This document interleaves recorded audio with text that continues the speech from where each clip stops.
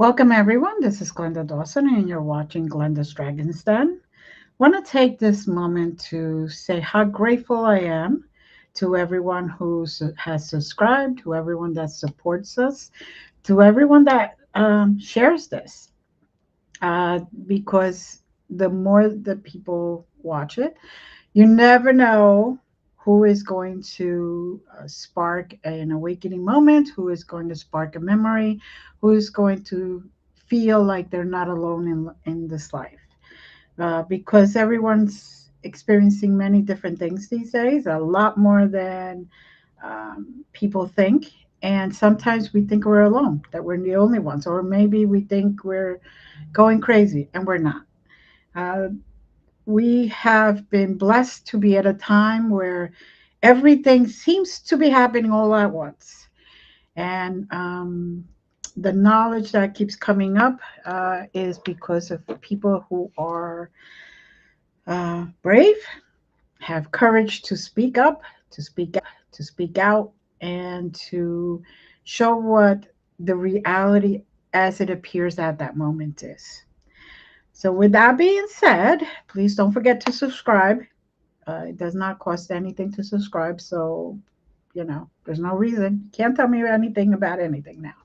So, I do have a great guest who I've had previously, but he is so knowledgeable. He has experienced so many things that he reached out, and I was like, yes, come on. I was going to reach out and ask you to come back on, but he beat me to the punch. He read my thoughts. That's what it was. He read my thoughts. Welcome, Brian. How are you today? Good, Glenda. Even though it's what, five planets are in retrograde right now, I'm doing okay.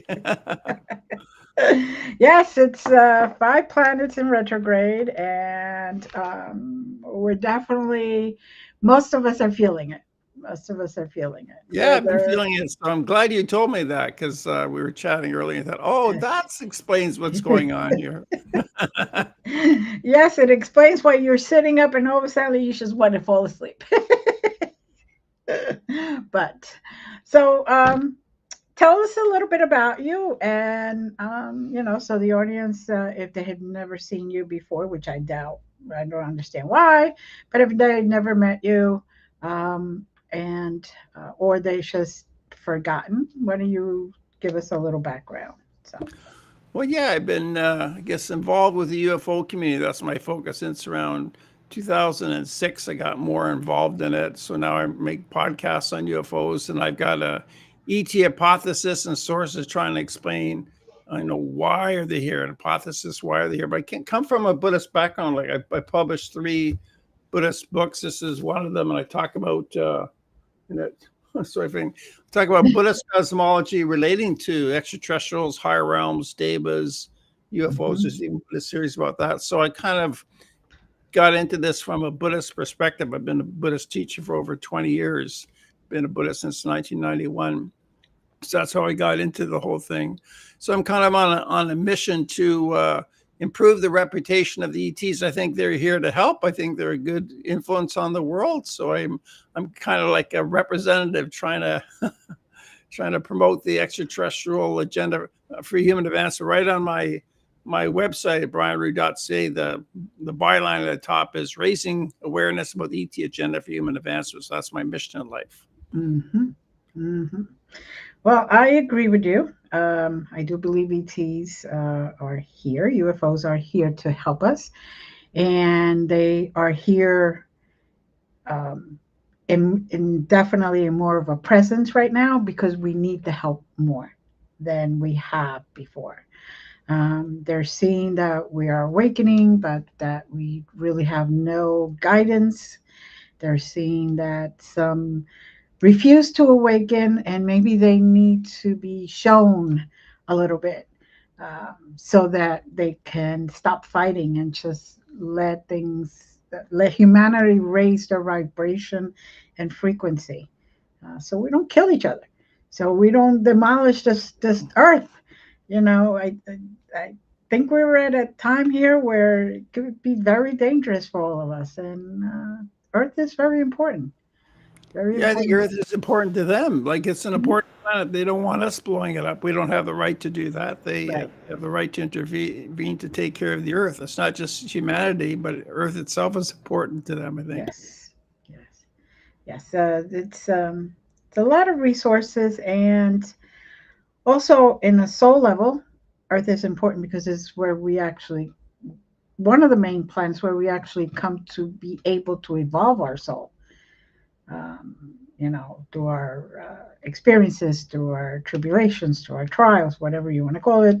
And we find a way to learn the lessons and evolve to a higher frequency, a higher level in our soul evolution. Yeah, part of my hypothesis is the souls kind of coming in, or like ETs are choosing to take human rebirth. There's a process described by Susan Hanson. She's got the book Dual Soul Connect. She talks about the three waves of souls. Mm-hmm. So this is a process where perhaps since the middle of the 1800s, various ETs have been coming in to change society. So, like, I think one thing that we can look back on in 1848, for instance, was the beginning of the spiritualist movement with the Fox sisters in the United States. So, spiritualism kind of provided an alternative to kind of a rigid Christianity. Most everybody was Christian, but also at the same time, 1848, you had a negative influence with Karl Marx produced the Communist Manifesto. So it seems to be good and bad are side by side, like the yin and yang, good and bad are happening together all the time, everywhere. Mm-hmm. That's my part of my hypothesis is that's when in recent history, this is when it began around mid 1800s, the spiritualist movement to kind of change, just open up the mind, the sort of rigid thinking of the Western Christian kind of thinking mind to give it an alternative. Right, right. No, definitely. And let's face it, we needed it. The very strict Christian philosophy at that point was extremely harmful to people, and a lot of deaths, unnecessary deaths and killings. Uh, Very judgmental, although it is part of what most religions don't judge, but yet very judgmental. So I have Yeah. nothing against any true believer of what they believe in, because we are all the very first, I would say, law. It's love, right? Unconditional love. And as long as we follow that, everything else falls into place. But uh, humans being humans, we forget that sometimes. Yeah. Yes, that kind of opened up the mind, I guess. And then I think by the 1900s, almost half of America was kind of influenced by spiritualism. So Christianity was sort of opening up, and there was other alternatives at that point. Hmm. And then I think with this process of three ways of souls, what's happening now is there's various like star kids coming into being, like these star kids, like particularly say since the 1980s, around that time. Some are Hmm. really gifted children, and Susan Hanson describes the concealed ones. These are people that are highly trained on craft by ETs, and they're assume positions of leadership and power. Then they'll turn the tables on corruption in the world in a good way. So there could be this wave right across the board of kind of you know much greater betterment for humanity, all right across the board, of these concealed ones kind of waking up. So that's Hmm. like these star kids. Some of them will wake up, or these concealed ones will. So that's is all part of this process of how ETs are working behind the scenes. But so the ETs aren't doing it overtly; they're actually taking rebirth as human beings. So human beings have to do the work, but we're getting help kind of behind the scenes, I think. Right, right, right. So tell us, more about your blog and what you wrote and how you came about deciding to do that. Because Yeah. Yeah, I guess I want to sort of like there's thousands of UFO books and millions of videos. I wanted to condense something down that would take about an hour to read with a core hypothesis about the really why it's going on. And really it begins with the mantid ETs. They're believed to be perhaps the highest intelligence humanities ever encountered. So they're about 7 or 8 feet tall. They look like the insect, the praying mantis. So it Mm-hmm. seems these are like the architects of the whole program of planet Earth, like life on Earth and the process of bringing like DNA to Earth, life and early man. This could be this whole process over billions of years was initiated by the mantids. And then their emissaries or technicians, you could say, are the gray E.T.s. So people see the grays more than any others, but Mm-hmm. I think that's because we don't see the mantids as much. They're like the managers, the architects. And of Right. course, there's other like advanced humans, there's other types of ETs, but it seems the Greys were selected as the most capable or competent with working with mankind. So they're the ones who are best at doing their job. But the Mm-hmm. real leaders or architects seem to be the mantids. And people have met mantids, describe them as you know, deeply wise, and very, very loving, compassionate, but very wise beings. So they seem, even Richard Dolan, he's quite well-known UFO historian. He says they're perhaps the highest intelligence and mankind has yet encountered, that anyone's encountered. There might be more than that or higher than that. I'm not sure about what's going on across the whole galaxy, but for planet Earth, it seems to be the mantis seem to be the legitimate government of planet Earth. Ooh, Mm-hmm. that's a provocative statement when you tell people, well, they're the real legitimate government. Right. Oh, really? Right. Oh, whoops. But on that, people don't realize that even like the United States, the president has got right here, but there's a lot of higher security clearances levels above the president, and those are really the ones that are managing and putting things into play, and that I do believe has some ET component to it. Yeah, I guess they're managing the UFO secrecy. In terms of government, I think with the good and bad paradigm, I think there's a negative reptilian influence. I actually got David Icke's book when they first publicized this in 1999, The Biggest Secret. Mm, Yeah, so that I think that's basically his thesis is basically true that there's a negative reptilian force. They might actually be native to Earth, like reptarians is one term Judy Carroll describes them as. Um, so they may be native to Earth, but I think they control a globalist faction, like globalist international bankers beyond the mhm, American government. So in my view, with the globalist control, I don't believe in the real genuine existence of sovereign countries. I think all of our 195 countries in the world are all controlled through globalist forces. And we see that with corporations and influence and how politicians don't seem to be able to make too much of a difference and they don't seem to be in control. Like one president gets elected and they, oh, great, he's going to do something, but then the policies don't change that much because it shows there's a higher control. Um, mhm. yeah, so I think that's the negative forces, but I think the mantids and the grays are the good forces. So they have this good and bad thing going on. And I think the law of karma just allows for all of that to play itself out. Well, it has to be balanced, right? Everything in life has to be balanced. Even if you do an action, you're going to get a response somehow. If you don't do anything, it's also a response coming.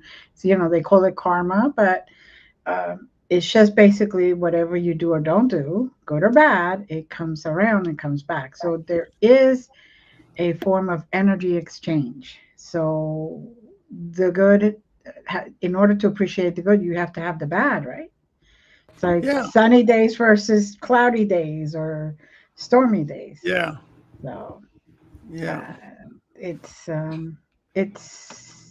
just people don't realize it. Sometimes we take things for granted, and we don't realize that there is a balance in nature, and there has to be a balance in everything, including in ourselves, because we all have the capability of being bad, and we choose not to. yeah. Yeah, it's like this earth is like an educational ground. Because Right. sometimes people ask, well, if there are these good ETs, well, why don't they stop the bad ETs? But I think you've given the answer right there. Like nature isn't like that. Nature allows the lion to eat the gazelle. Like the Right. good ETs don't stop the lion from eating the gazelle. So I think the reptilians are kind of like alligators feeding off of energy. They, like Ike says, they could be lower fourth dimensional type beings feeding off of fear or Hmm. anxiety or negative energy. That's why they create these situations. Yeah, so I think the ETs just allow all this stuff to happen. But it's really up to us to choose. So we have a Yeah. choice between good and right and wrong. We have a choice.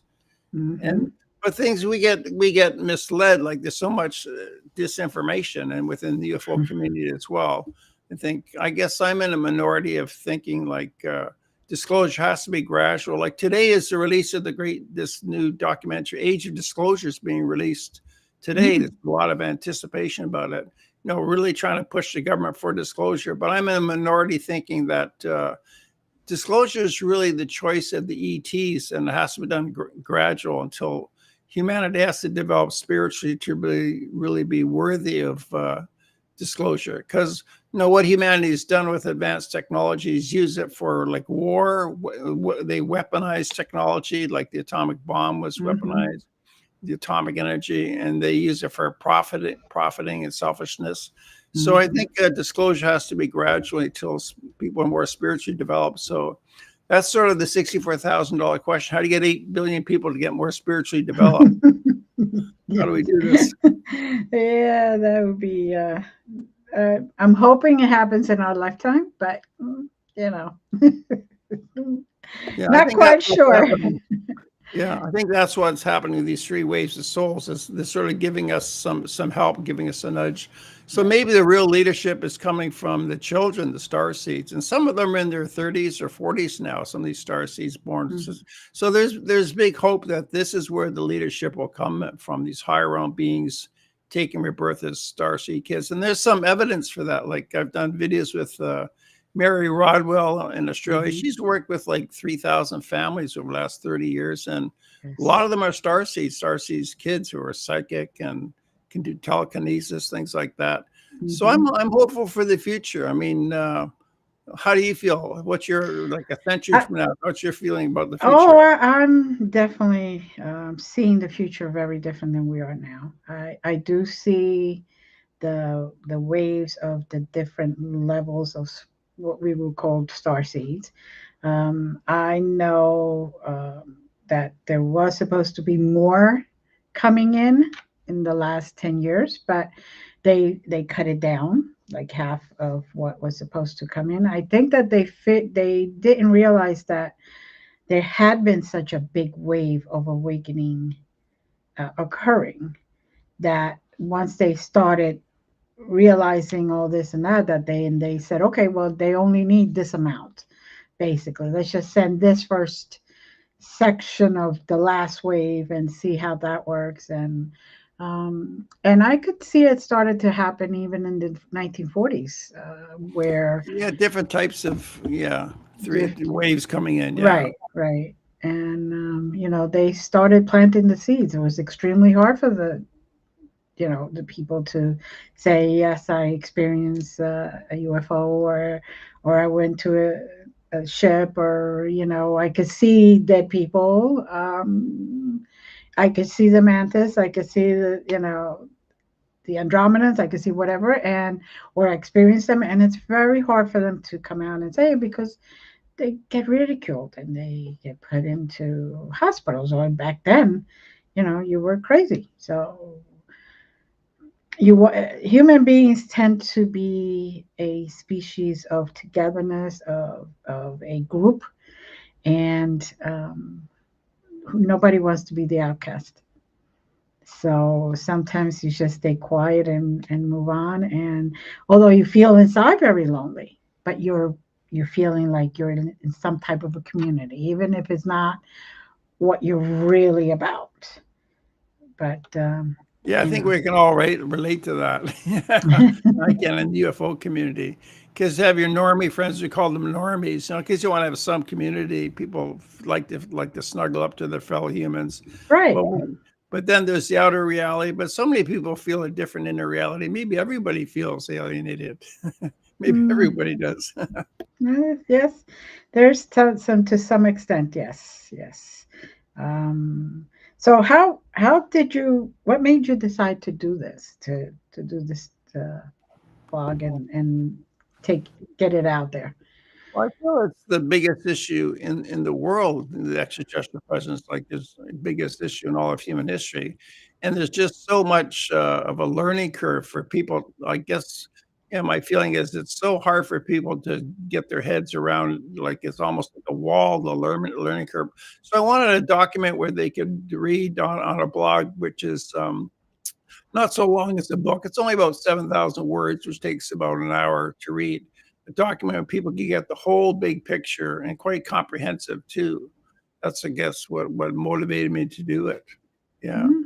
I Very like good. one comment what you said about the 1940s. Those people born around then, they were the big influence in the 1960s. That's a real example of a cultural change, like the music in the 60s and the culture Mhm. in the 60s. So I can see a good side of that. Like I got a book by, actually I can have the book right here by Grant Cameron. He's Canada's most famous ufologist who lives in Vancouver. It's called Mhm. The Paranormal World of music, and how a Mhm. lot of musicians, not only in the 60s, but even currently, have had some type of ET contact. So I think the Greys were actually part of the influence of 60s culture. Again, you can see the purpose there is to open up the mind, right? You Right. compare from the 50s as the 60s.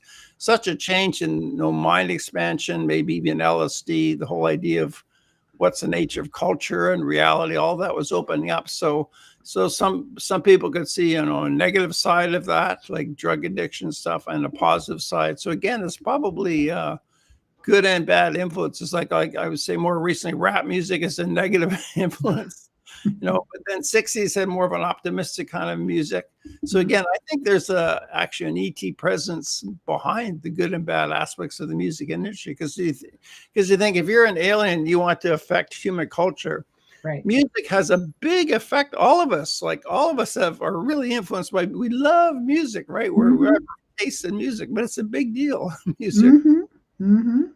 So if you want And to influence the yeah, culture, yeah. exactly. And what they're doing is they're basically giving us both sides, and it's up to us. We either like the music and we could embrace the music and all that, or we could embrace the music and go down the wrong road and the alcohol and the drugs and all that other stuff.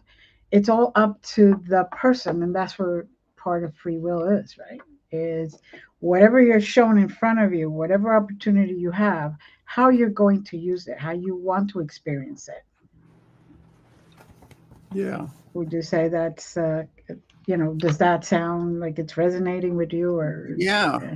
Yeah, like I have my taste in music, and we also have a choice. Like on the radio, you don't have too much of a choice, but like I listen to music on YouTube, so I have my choice. I can choose what I want. Mm-hmm. Well, with radio stations, you can choose like the type of radio station you want. But I guess some people are drawn to positive music, some people are drawn to negative music. Mm-hmm. Mm-hmm. Yeah. And Again, yeah, and everything what you do with it. So I think it's part of cultural deconstruction. The idea is they're trying to open up the human mind in various different ways. So religion is a big one, but another one is academia and, mm-hmm. and the sense of government. Like our whole society is predicated on the idea that we're the apex of life in the universe. Humans are the highest. But once you discover that we're not the top, that the E.T.s are kind of guiding us or leading us or even created us, and they're in the role of God, then that Mm-hmm. changes religion. It changes academia. Academia is slow to accept this kind of stuff. Mm-hmm. It's so relevant.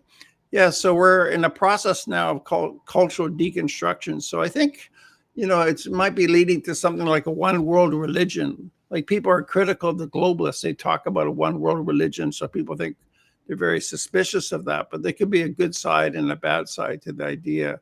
Like maybe we're leading to a one world religion in the sense that to the ETs, what is spirituality to us? To them, that's just the nature of reality. It's like their science. They understand the mind and they Mm-hmm. understand dimensions, like they're interdimensional beings. So because they understand dimensions, to us, it's like religion or it's mysticism or it's miracles, it's things we don't understand. So I Mm-hmm. think we're sort of moving towards a one world religion guided by ETs. So that's why these globalists, like even the World Economic Forum with Klaus Schwab, they promote this idea of a one world religion, and people are very suspicious of that. But there may be a good side to that. I've had Yeah. to open up on my mind, like where is this going? Yeah. Well, I honestly believe that everything has a good and a bad. It's Yeah. how our intentions and what we want to do with it. You know, a bottle of beer that could be great with a piece of pizza. One bottle, some pizza. Wow, that's great. That's just easy. You know, the tastes go together and all that. But then it becomes bad when you're starting to do a case of beer to one pizza. And then that's where the, discrepancy is. So there's a potential for good and bad in everything. It just depends on the person and what they want to accomplish and what they want to do with it, Yeah. to experience. Um, and even like with AI right now, everybody's talking about AI, AI, AI. Well, there's good and bad in AI. Yeah. It's not all perfect, and it's not all the underlying intentions may not all be good, but it, so you are the one who decides what you want out of AI. Yeah. You Yeah, like know, I use AI for this hypothesis, and yeah, I use AI. It's helpful, but I realized a lot of it was kind of junk. It was garbage. Some of the sources weren't good sources. I have to check each individual sources, right, and some of right, them were not reputable because AI doesn't really know. It just and I had my original hypothesis, which I wrote, and I stuck it into AI, and it would give me various sources. right, But yeah, you have to check what it gives you because AI doesn't seem to really know what's reputable or not. right, because it doesn't have the soul, doesn't have our human Yeah. essence. um, and that's why I get very apprehensive, or a little not fearful, but aware when there are scientists that are now saying, oh, we could do this chip on somebody's brain, or take the brain and put it in a mechanical robot. And I'm like, well, what happens to the essence, our higher self, our soul that we came with? What happens in that whole transition?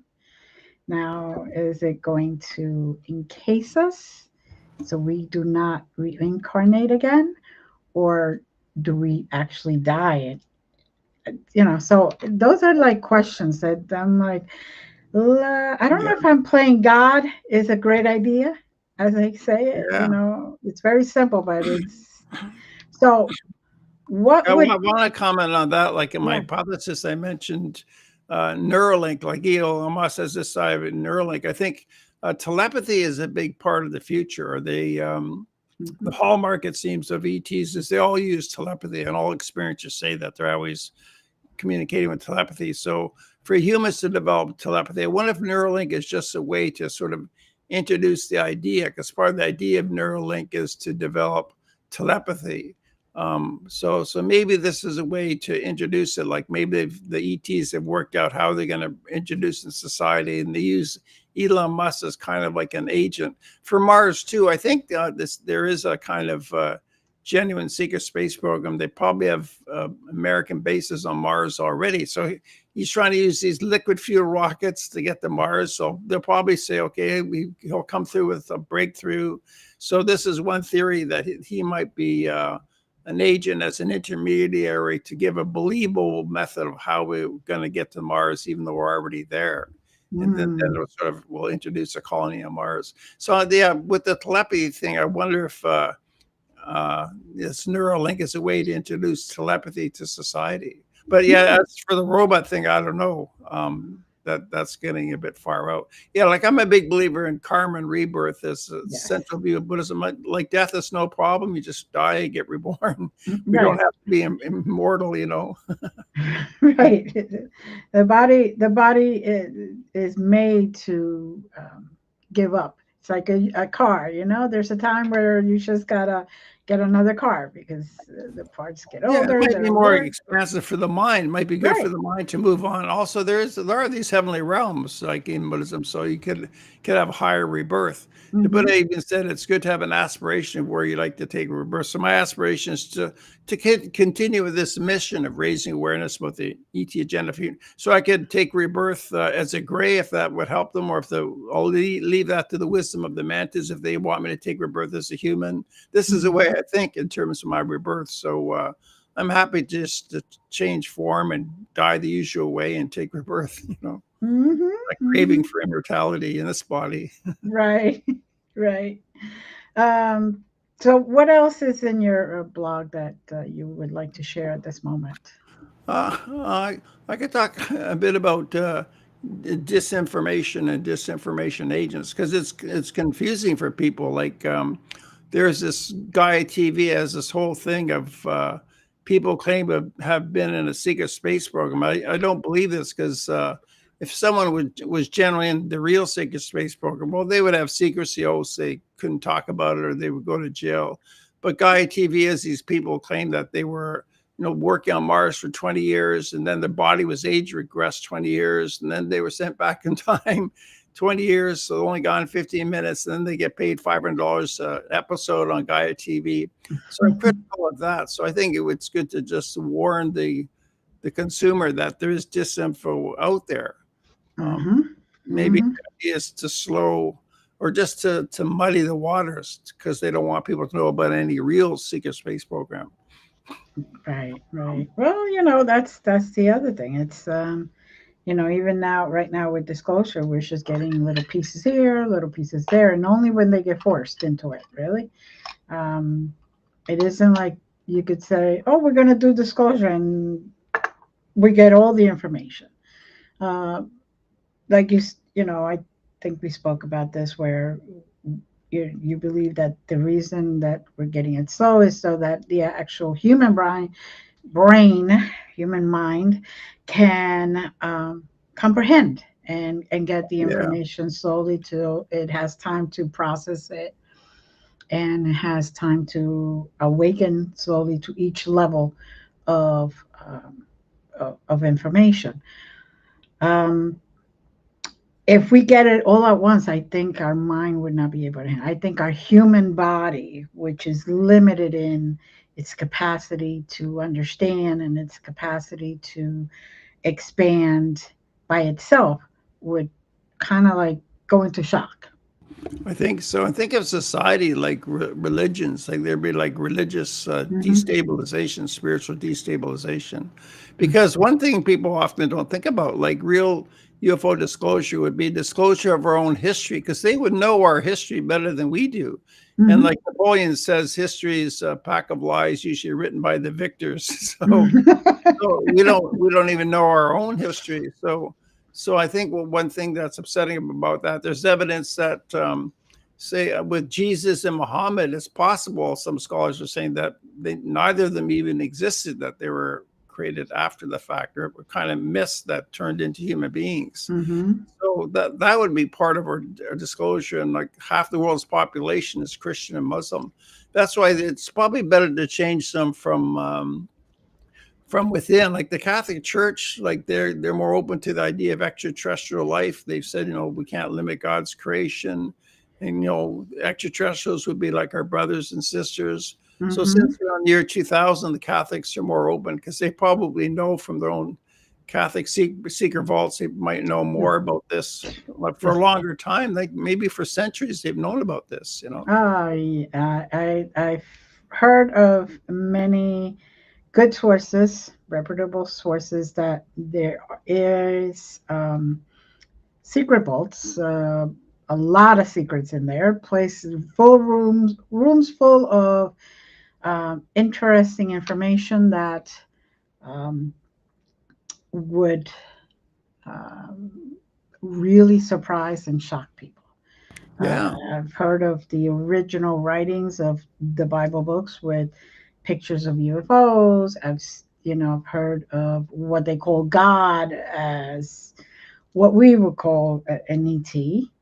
Um, it's just that right now we're just using different verbiage. Yeah, so they might maybe for centuries this goes back. I talked to a Mason in my meetup groups, Bruce Venegas, and he said that the for centuries the secret societies have actually held the ET secret. So, and that kind of makes sense that like the ETs they seem to need boots on the ground. Like that's why people say within the American government They know the ET secret. We have like Majestic 12 that's been, Harry Truman put this together in 1947 to handle with the flying saucer problem. So Mm-hmm. they seem to need a relationship with human beings to maintain this, the secret. It has to maintain secret. Just has have an interface with humans. So how do we roll out this information, or how do we guide humanity, or how do we do gradual disclosure? So this may have been going on for centuries, and with Catholic Church, you wonder if it's like for 1,000 years what Mm-hmm. they've had in their vaults. Mm-hmm. Yes, I do believe that it's been there since day one. It says they want to make sure that humans have something to somehow a guidance to be accountable for what they do. Yeah, You know, I think that that's why religions came into place, not just beliefs or a way of life. If you have a way of life that follows a more natural, good path, there wouldn't be need for per se religion because you're guided within your own moral compass to know that killing something not really good or causing harm in general is not really good. You just would know it. And if you did that without the intention to get that harm done, you would take steps to undo or take steps to correct it. So there wouldn't be a need for religion to say, this is wrong. You yeah, inside of you, you already know that yeah, that's wrong. yeah. So So, yeah, you wouldn't need religion to tell you that. It's natural right, to know that. Yeah, right. So, I think that that's one of the reasons why it, when it got translated, books, the Bible books disappeared from the Bible. Um, that's why there were so many scrolls lost in the desert. Um, and, so that kind of thing. I think humanity used to take more accountability. And that's why um, Atlantis and Mu, those places existed because at that time we were taking accountability for all of our actions. And then, could be. Yeah, then eventually corruption started because we're humans and we have free will. And of course, sometimes there is a bad apple somewhere in the tree. Um, they convince because it's easier. It's easier to convince a crowd to do things not so positive. It is very hard to do positive appealing to stuff. emotions. Yeah, with crowds have emotions. Even the ancient Right. Greeks, with their democracy, they were apprehensive of mob rule. you know, the, Hmm. you can't trust the mob to make wise decisions because emotions can get whipped up by orators. Right. Right. Exactly. Exactly. So that's why I think there was the invention of religion. I don't think it was. It was basically to control us in one way or another. Yeah, I think so. I want And to comment on the ancient Old Testament. I think his name was Glenn Wallace. He described how there are various shrines to various ETs that the original, very original Bible was. hmm They had a relationship with ETs, but then one king came along, was convenient for him just to focus on one, like Yahweh, which was maybe hmm a reptilian entity, a reptilian god. And then they focused on that and they tore down the shrines to other ETs. So the Bible was originally about an ET relationship, and then that gets all pushed aside, and they created this, idea of the Garden of Eden and then the snake and everything else. right. So that's amazing if you look at that kind of history, the ET history to the Bible. Yeah. hmm hmm Definitely. And come on, chariots of fire. Yeah, that kind of thing in itself, Yeah. it's still telling you. Chariots of the Gods. You mean the Yeah. book? Chariots of the No, but I'm Gods? saying even in the Bible, it says that Well, there's chariots of the fire in the fire, Bible. right? Yeah. Yeah. So that in itself is telling you that something not of this earth right now, as we humans see it or are capable of doing it, it's coming towards us, and it's where people saw it, people experienced it. So um And I say human in a very loosely way, you know. Don't get me wrong, people. I understand there's hybrids. I understand there's a lot of ETs hidden within our society. It's okay. I just mean as a general term. So because every single time I say that, I get emails from people, and I want to make sure they understand that it's a general word. So Well, hybrids, yeah, that's a big part of my hypothesis too. We should talk about that. Like, I think we yep. are being hybridized, gradually hybridized. But Hmm. I think, from an ET perspective, they're creating like the difference would be from ape to a human. Like they're creating a new human, which would be hybrids of us and them. And perhaps, Hmm. they created Homo sapiens sapiens like hundreds of thousands of years ago because we used to be hunter gatherers. Maybe that was suitable, but now we're in big cities with millions of people. Maybe Homo sapiens sapiens isn't the most suitable for planet Earth right now. Look at how we're taking care of the environment stuff. So Hmm. yeah, we're probably in a process of a century. It could be a centuries long process of introducing hybrids to the Earth. So it Hmm. seems like Homo sapiens sapiens is being phased out, kind of like a vacuum cleaner. A new models coming in, they're phasing out the old model. They'll still service the old model for a while, but they're bringing in the new model now. Or Right. like upgrading your software in your computer. Well, it's like hardware in your computer and the software. So they're changing the hardware. Right. And I think the DNA is very much at the heart of this. Like it seems that the Hmm. methods bring in DNA to each planet or to at least to our planet and Hmm. upgrading our DNA. And some experiences have reported that the DNA being affected by tones. They brought on craft, they would have tones or light, which actually activates DNA. So we have DNA in us. So it's not even that we need new DNA, but they activate the DNA that we have. So Hmm. this seems to be part of the hybridization process. Hmm. And it's being gradual and behind the scenes. Yes. Yeah. Yes. I mean, and even when we do a DNA test just to find out where we came from on Earth, um, there is a certain percentage that is called junk DNA, right? Yeah. And Yeah. and like You there turn is no, I cannot believe that we're made and there's a junk DNA. I believe that's just dormant DNA that at one point or another will be awakened. Yeah. So it's kind of turned off and they can turn it on. So maybe they have Right, the choice to turn it on. right, right. So, Yeah. So probably the new human will be telepathic, in tune mm-hmm, with more of a spiritual way of life. And mm-hmm, yeah, and a whole telepathic society. And that would really change things because you can't have secrecy and lies and stuff if you have a telepathic society. It also creates more of a communal kind of thinking, like a group think. That's what mm-hmm, they say about the gray ATs are really kind of a communal kind of thinking. So it raises a question of free will. Maybe the problem with 8 billion people is who have too much free will. 8 billion mm-hmm, people, 8 billion intentions, a lot of contradiction, a lot of struggling with each other. Telepathy might create more harmony. So different way of governing, there could be a different way of governing the earth if we're a telepathic society. So it seems that's probably where it's all going, but it's done gradually. I mean, where we'll be in a generation from now might be noticeably better. It could be another century or more. But I think the starting point was like the mid 1800s, so that was already like 175 years ago. mm-hmm, Yeah, mm-hmm. Yep. And I do feel that we are getting upgraded with every generation. I see it even in my grandkids. I see them more good. alert than my kids were born, and more alert than I when I was born. It's, it used to be they stay with their eyes closed for a long time. Now you see kids coming out of, the hospital looking all around and noticing everything, and you're like, wow, Wow. what a Yeah. difference. What a difference. So, Absolutely. And this process runs in generations too, like right.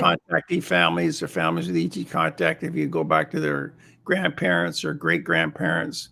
And some are involved in the early spiritualist movement, like even in the 1800s, people who have contact experiences now. So they Hmm. seem to find lineages of families to work with. So I think that's kind of growing as people intermarry. That process is growing. Yes, that have yes. ET contact. But of course, most don't remember. Like people who have this contactee, we don't like to use the word abduction so much because they probably made soul contracts prior to birth or they agreed to it. So we Right. call them like contactees or experiencers. Mm-hmm. Uh, so it's probably most people don't have any memory of it, you know. Mm-hmm. Yes, because well, we know that a lot of the experiences um, kind of get tucked away in their mind and behind closed doors, kind of that memory. It's Yeah, just so they get to do what they need to do, but they don't remember and they don't get shocked. They don't have a moment where they don't know what to do with that information until yeah, they're ready to bring it to in front of them, yeah, to bring yeah. it to their Sometimes awareness. they remember later. Yeah, Right. I think that's part of the process where grandma and the family will remember. I had this experience back in the 1960s or 70s, and then the family has to deal with it. So there's probably more awakening. And some Mm-hmm. of them have been brought into like their city-sized motherships. This is quite an amazing thing. Like there's like city-sized ships that are not visible, to the earth, but there's evidence for this, and people have been brought in these lecture halls, and this is where a lot of inventions actually come from. Like scientists or inventors would be there in a semi-conscious state, and so what the mantis they can do, they can send thought packages into people's subconscious minds. And Mm-hmm. then this could come out as inventions, Like I Mm-hmm. think even like uh, think of Tesla, he was born around what 1858. Nikola Tesla. Mm-hmm. I He believe might be so. one of these Yes. people brought on craft, given all kinds of inventions, because he would just have visions of whole inventions in front of him, like the electric engine, and then Right. he would build it. So he's probably an example of one of these people given these inventions, even though he might not have any conscious memory of being on a craft. But hundreds of people, perhaps over time, like millions of people have been brought on these craft. So this Mm-hmm. is think of the technological growth we've had from 1850 to now, this explosion. A lot of this is probably coming from ET influence, I think. That's part of my hypothesis. Mm-hmm. Yeah. The very good conclusion there. Very good Yeah. conclusion.